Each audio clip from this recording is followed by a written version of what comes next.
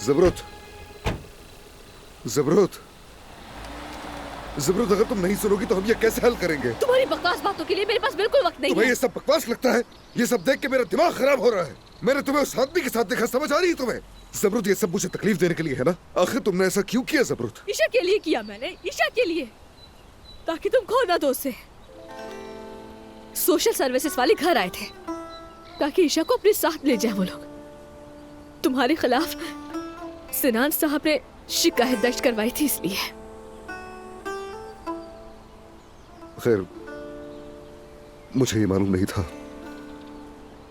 अफसोस है मुझे। किस बात का अफसोस? बताओ ना, किस बात का अफसोस है अदनान?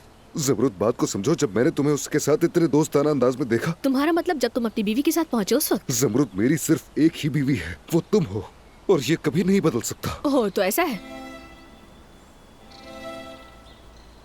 देखो, गौर से देखो, शायद तुम्हें कुछ याद आ जाए।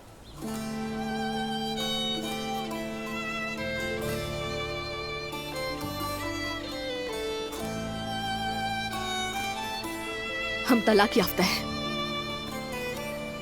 बात खत्म।